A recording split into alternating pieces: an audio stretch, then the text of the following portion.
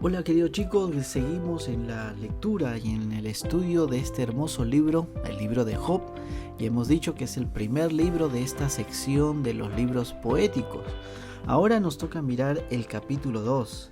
Qué tremenda historia hemos leído el día de ayer, donde prácticamente Dios es que está orquestando todo este sufrimiento para Job, pero no de maldad, sino aún para enseñarle a él y también para enseñarnos a nosotros la soberanía, el cuidado y la gracia que tiene Dios para con sus hijos. Y aunque parezcan sarcásticas estas palabras, debemos nosotros meditar muy profundamente lo que nosotros realmente pensamos de quién es Dios y disponer nuestros corazones a obedecer y a someterse y a aceptar lo que designe nuestro amado, precioso y benevolente Dios. ¿Cómo puede ser un Dios tan benevolente cuando vemos a Job que no solamente pierde todas sus posesiones, sino que aún pierde a sus propios hijos? Es así como nos deja el capítulo 1, a un Job desvalido, a un Job sin ninguna posesión prácticamente, a un Job que no tenía ningún hijo ya, porque estaban todos comiendo en la casa del hermano mayor, como menciona el versículo 18, y el 19 nos dice que vino un gran viento del otro lado del desierto, y la casa cayó, y todos los jóvenes murieron. Así nos deja el capítulo 1, diciéndonos una terrible tragedia. Pero debemos mirar bien ese capítulo. Los versículos 20 y 21 y 22 son una expresión real, no es una expresión superficial ni ficticia. Job se entristece realmente. Job se levanta, se rasga su manto, se rasura la cabeza y se postra en tierra. Una actitud de mucho dolor, de mucho sufrimiento, de mucha tristeza. Pero no se queja, sino adora a Dios. Y lo que dice es totalmente asombroso. Desnudo nací del vientre de mi madre y desnudo volveré allá. El Señor dio, el Señor quitó, sea el nombre de Jehová bendito. Son frases muy fuertes que las podemos decir de repente cuando todo está bien, pero duele y muchas veces no sale de nuestra boca cuando estamos en medio de un sufrimiento.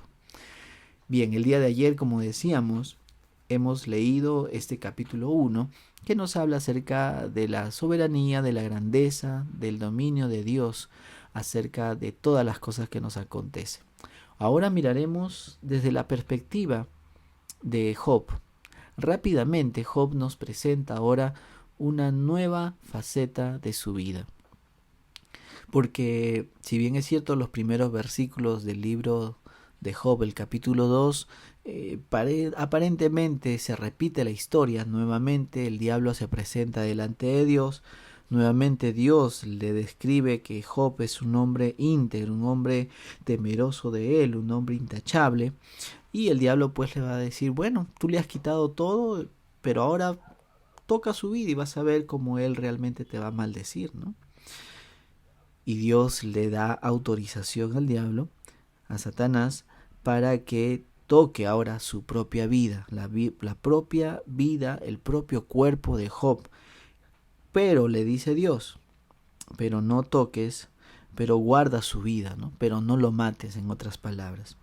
Entonces Satanás pues sale, como vemos en el versículo 7, y pues se hiere a Job con llagas malignas desde la planta del pie hasta la coronilla. Son terribles llagas. Podemos comprender o mirar o ponernos en los zapatos, por decirlo así, de Job.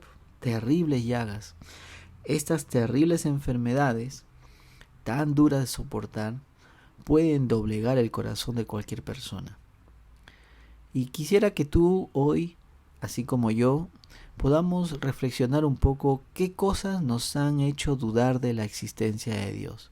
O aún más, qué cosas, qué acontecimientos, qué tristezas, qué experiencias negativas son las que hemos pasado que nos han hecho renegar de Dios. ¿No es cierto que podemos pensar que Job tiene todo el derecho de reclamarle a Dios, de quejarse, de abandonar su fe inclusive.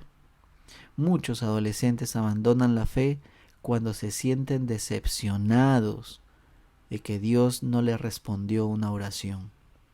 Muchos decimos, esto no sirve, porque Dios les ha rogado con tanta fuerza, pero Dios no me lo ha dado.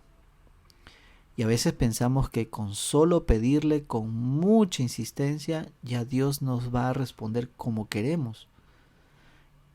Y desconocemos que Dios aún conoce mucho más nuestro corazón que nosotros mismos.